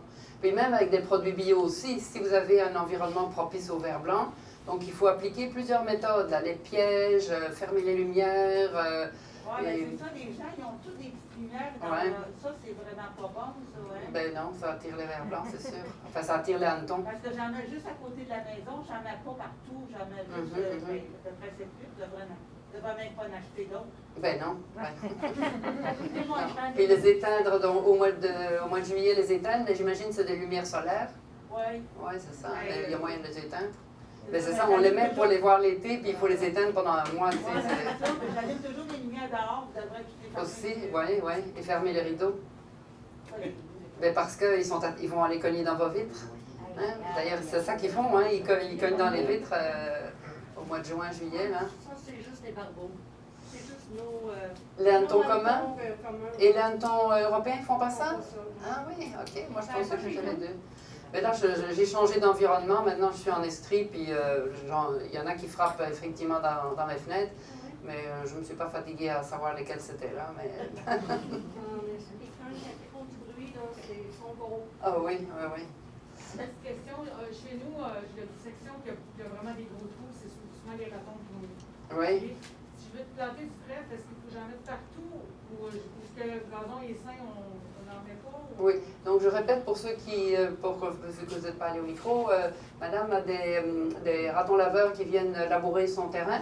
En fait, ils font d'une bonne aération. Okay. Et puis à ce moment-là, c'est sûr que dans les espaces dégarnis, c'est l'endroit où il faut sursemer. Parce que ailleurs, là où le gazon est dense, les semis prendront moins bien. Mais petit à petit, il va se répandre, le trèfle, vous allez voir. Ben, les petits trous, là, c'est des taupes. Des taupes, il n'y en a pas tellement au Québec. C'est surtout les ratons laveurs, les moufettes qui mangent les vers blancs. Parce que j'ai remarqué que les taupes, ils mangent la tête du ver, puis ils mettent tout le... Ah, vous avez observé ça de façon vraiment méticuleuse, là. Oui, j'ai vu qu'il y avait des vers à côté, des trous. Puis là, j'ai vu sur Internet, ils disaient de mettre des pétards à mèche des trous. Vous avez des méthodes assez agressives. Non, c'est vrai. J'ai acheté des pétards à mèche. OK, on a une question là-bas au bout, je pense. Oui. Quand on veut... merci. Oui, OK. Quand on veut réensemencer le gazon, est-ce que c'est bien, parce que tantôt vous avez parlé de mettre de l'engrais après? Non, du terreau, du compost. Oui, mais est-ce que c'est bien de mettre la terre en premier, de mettre les semences, puis après le terreau? Mais en fait, si vous avez un endroit qui est dégarni, il y a de la terre apparente, alors vous pouvez gratter avec une petite gratte à 3 dents, là, vous grattez le sol. Il faut qu'il y ait du sol... il ne faut pas que ce soit piétiné, dur, là. Il faut que le sol soit un peu mou. Vous pouvez mettre un peu de compost en dessous, mais c'est surtout, il faut recouvrir les graines. Donc, pas plus qu'un demi-centimètre, là. Juste couvrir les graines, puis vous marchez un peu dessus juste pour donner le contact. Puis après, vous marchez plus sur la pelouse jusqu'à ce que ça germe. OK, merci. D'autres questions encore? Wow, on dirait que j'ai répondu à toutes les questions, là. J'en ai une. Encore là? Oui. Pour l'engrais, vous avez parlé que idéalement les 3 chiffres devaient être en bas de 10. Oui. J'en ai un, moi, c'est 16, 8, 8. Donc, j'en ai 2 qui sont en bas. Est-ce que 16, c'est vraiment trop élevé par rapport aux 10? Oui, c'est sûr que c'est de l'engrais chimique. Et même probablement que les 2 autres sont chimiques aussi. En fait, les engrais naturels, ça vient d'où? Le premier chiffre, l'azote, c'est de la farine de plume ou du sang séché. Souvent, c'est de la farine de plume. Le chiffre du milieu, c'est le phosphore. Et ça, c'est du phosphate de roche ou de la poudre d'os, mais souvent du phosphate de roche qui vient de Floride, en quelque part. Et puis le 3e chiffre, c'est du langbiénite. C'est une roche qui contient beaucoup de potasse. Il y a d'autres sources de potasse, mais c'est ça qu'ils utilisent généralement. Les engrais biogazon, c'est ça. Dans l'engrais Actisol, eux autres, c'est de déchets d'abattoir. Donc, c'est ça, il y a probablement des plumes là-dedans aussi. C'est des éleveurs de poulets qui ont fabriqué ça. Là. Alors, il y a du fumier, puis ils rajoutent différentes autres choses. Là. Mais c'est sûr que 16, là, c'est sûr que c'est du produit chimique. Merci. Et ça, c'est de l'urée, en fait. Ouais. Oui? Oui, moi, je veux vous remercier parce que je trouve ça super intéressant. Jamais j'aurais pensé qu'il y avait autant d'informations pour le gazon. Merci. Les semences, là. J'ai vu quelqu'un l'année passée faire un stri complet de son terrain, refait son terrain, puis il a appliqué une espèce de mousse, une hydrofuge. Ah, de mousse verte, oui. Oui. Qu'est-ce que vous pensez de ça? Ben, c'est très bien. C'est du papier journal dans lequel ils mettent un colorant naturel. Je pense que c'est Benolec qui fait ça. C'est les premiers qui ont commencé à recycler des journaux il y a 30 ans. Et puis, ils incorporent des semences là-dedans, et donc ça fait comme un paillis. Alors, c'est excellent. OK. Ça remplace le gazon, parce que moi, j'ai... Ben non, disons que ça ensemence et ça protège les semences. Alors là, ils mettent pas de terre par-dessus, c'est parce qu'ils viennent avec une machine pour l'étendre sur des grandes surfaces en général. Mais c'est quand même du gazon. Oui, c'est du gazon, ça, oui, c'est sûr. On met ça sur le bord des autoroutes ou des grandes surfaces en général. Ouais. Ça, c'est une bonne idée aussi, une fois que vous avez ensemencé, même si vous mettez du compost par-dessus, de mettre un peu de paille ou, disons, de protéger du soleil. Surtout là, on va avoir une semaine sans pluie, là. Alors, c'est sûr que la première semaine, il faut arroser aux 2 jours au moins pour... il faut garder les semis humides, là, au début. Ouais. Je voudrais savoir, moi, j'ai beaucoup d'arbres et beaucoup d'ombre. Je mets du mil avec mélangé avec du trèfle. Ça fonctionne, mais ça ne dure pas éternellement. Ça ne dure pas? Ben, c'est plus difficile. OK, ben parce que le mil, c'est... En tout cas, à la campagne, nous, on connaît ce mélange-là, ils appellent ça le mélange B. Je ne sais pas c'est quoi le mélange A, mais le mélange B, tous les agriculteurs achètent ça, et ça contient du mil et du trèfle rouge. Alors ça, c'est des plantes de soleil. Alors si vous mettez ça à l'ombre, ça ne vivra pas longtemps, probablement. Donc c'est mieux de mettre des couvre-sols, ou à l'ombre, si vous voulez vraiment mettre du gazon à l'ombre, la fétuque gazonnante. Donc dans une jardinerie, vous pouvez demander pour avoir juste une espèce, mais disons, moi je mettrais du trèfle aussi, parce que c'est mieux d'avoir de la biodiversité un peu, non? Je mets 20 de trèfle avec 80 de mil. Mais le mil, ça prend du soleil, à mon avis. Puis le mil aussi, c'est un gazon qui est très large. Hein? Donc c'est 2 fois plus large que le pâturin. Puis normalement, il ne faut pas couper court, il faudrait couper à 6 pouces. Puis marcher là-dessus, c'est pas évident. T'sais. Donc si on le ton court, il va dépérir. Là. Merci. Il y a encore une question là en arrière, oui? Une autre méthode. Moi, c'est quand je fais mon jardin, à chaque année, il y a quelqu'un qui m'a déjà dit qu'on concernant les mauvaises herbes qui poussent dans le jardin, si on passe son temps à les enlever, de mettre du papier journal dans le jardin, dans le potager? Oui. Mettre du papier journal, puis j'ai essayé ça, mais à un moment donné, quand ça pousse, on embarque par-dessus le papier journal. Oui. Ah ben, tu vois, j'ai décidé de tout arracher, mais y a-t-il un truc... Ben, le bois raméal, les copeaux de bois, là, moi je mets ça, ou des feuilles déchiquetées. Je ramasse les feuilles, soit à la tondeuse, ou si vous avez... Des feuilles déchiquetées, c'est merveilleux, ça. OK, parce que moi, j'ai toujours dans mon bac, pour tout l'hiver, je n'allais pas au chemin de porter mon bac brun. Moi, je mettais comme des cartons dans le fond, là, dans le bac, des cartons. Mon mari en a beaucoup avec ses white vides. Puis là, ben, après ça, je mettais des feuilles. Moi, je n'ai pas jeté aucune feuille dans le bac de l'hiver. Donc vous avez gardé toutes vos feuilles. J'ai tout gardé mes sacs de feuilles, mes sacs bruns, là. Les feuilles dedans, je les ai gardées dans le garage. Puis pour continuer l'hiver, je mettais toujours mon carton, mes feuilles, puis là, je mettais toutes les affaires de cuisine, là, les pommes, Oui, mais là, c'est tout mélangé avec vos feuilles. J'ai ça avec les feuilles, puis je mettais ça au chemin. Oui, ça c'est bien pour le bac brun, mais vous ne pouvez pas mettre ces feuilles-là dans votre potager avec tous les déchets de cuisine. Non, mais en réalité, je conservais juste la partie d'en bas de feuilles. OK. C'est juste qu'il y ait... pour que ça absorbe... Oui, c'est bien. Ensuite, les affaires de cuisine sur le carton. OK. Parlez dans le micro, sinon les gens... Je ferai toujours pas. OK, merci. Bon, vous avez un autre truc, monsieur? Je suis toujours pris avec le même truc. À côté de chez moi, là, c'est M. Pigeon qui reste là. C'est le propriétaire du Sénégal de Bellevue, à Lévis. OK. Puis là, lui, il commence à désespérer, là, parce que les trous que j'ai chez nous, ouais, lui, il veut que mon gazon devienne comme son gazon. Ah oui, parce que les vers blancs vont pondre chez vous, parce que lui, il met des produits chimiques pour les tuer, c'est ça? Oui, mais on faisait la même chose avant. OK, oui. Puis là, mais il est désespéré parce que il commence à avoir des trous, c'est comme des grosseurs de balles de golf. Puis là, il se pose des questions. Là, ta taupe, elle vient chez nous. Ouais. Là, de là vient mon achat des pétards à mèche. Mais je ne l'ai pas fait, mais j'en ai parlé, mais là, il faut, il dit, jamais ça chez les trous. Mais là, j'ai essayé le gaz, je ne sais plus quoi c'est. Mais pour les taupes ou pour ces petits ravageurs-là, il y a quelque chose? Mais des taupes, il n'y en a pas tellement au Québec, mais moi, j'ai jamais vu de taupe au Québec, mais je sais qu'il existe des pièges qu'on peut mettre dans le trou de la taupe, et puis c'est un piège qui se referme sur eux, mais j'ai jamais expérimenté avec ça parce que j'ai... C'est l'aveugle, hein, taupe? Ben, c'est myope pas mal, là. Mais êtes-vous sûr que c'est une taupe? C'est pas des mélos. Mais la grosseur du trou. Les écureuils font ça aussi. Les écureuils? Oui, Change les pinottes. Ils changent des cochonneries qui ont caché. Les mulots? Essayez de les attraper avec un piège, au moins vous saurez c'est quoi. Avec un appât. Puis là, vous pourrez... Un chat, je pense. Un chat. Mais les chats ne vivent pas sous terre en général. On va l'attacher droit.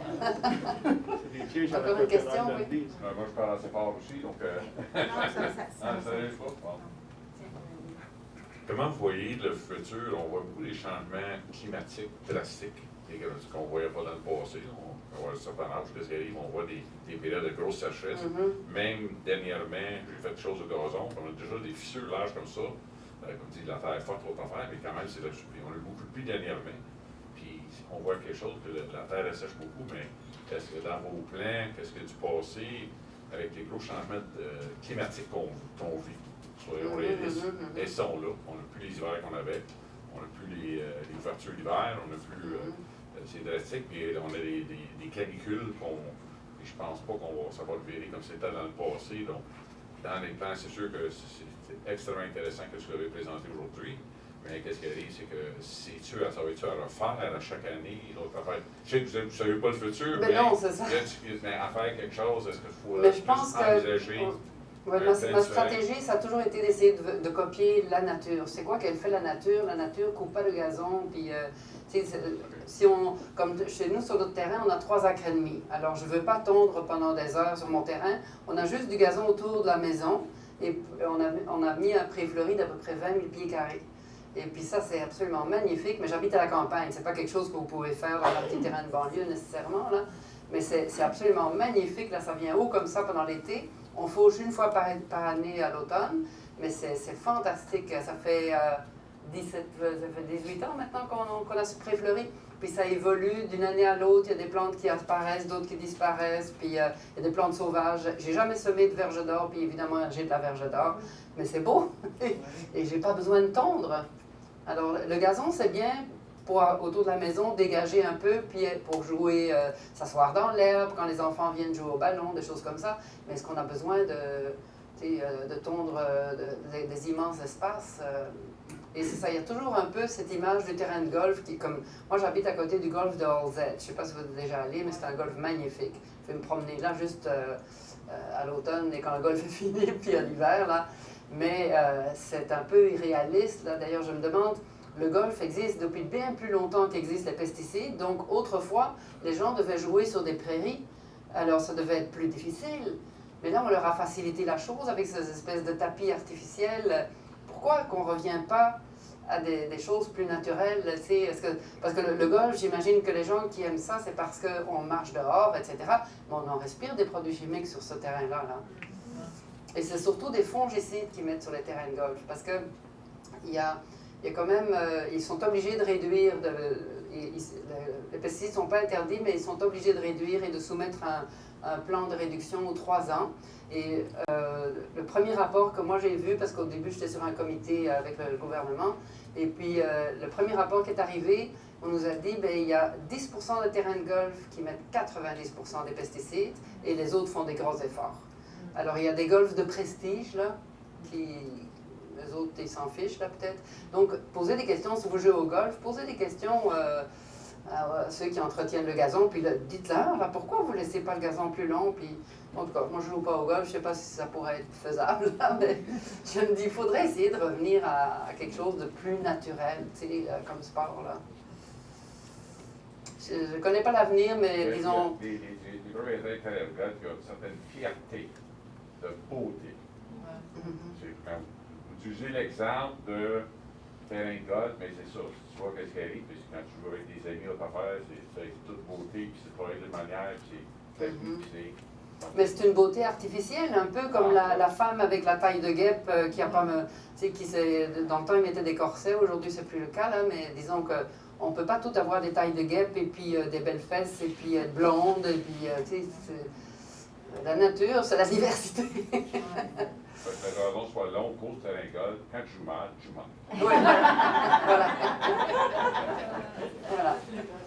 Mais moi, j'ai beaucoup d'espoir dans la jeunesse. Moi, je trouve que les jeunes, il y a vraiment un changement, puis ils sont prêts à accepter des choses que les baby boomers ne sont pas prêts du tout, là. Alors, donc, j'espère que je vous ai donné quelques bonnes idées. Merci beaucoup. Merci, c'est très intéressant comme conférence. Madame Adélive, ce qu'on va Bernard vous a distribué tout à l'heure des coupons. On va faire tirer 2 livres de madame et on va en acheter pour en mettre à la bibliothèque. Donc, ceux qui voudront les consulter ou les emprunter, on va en avoir aussi à la bibliothèque. Donc, on va en acheter 10 au total, fait que vous pourrez en bénéficier. Fait que Bernard, vas-y, on va faire tirer les 2 livres parmi l'assistance. Bon. Alors, je lis juste le dernier numéro, peut-être? 953. Monsieur en arrière, parfait. Faites tirer Madame la mairesse, peut-être? Non, Bernard, tu as travaillé fort là-dessus. Je peux vous le dédicacer si vous voulez. 1 fois, 2 fois, 3 fois, vendu. Tu l'as lu à l'envers. Je l'ai lu à l'envers. Tu l'as à l'envers.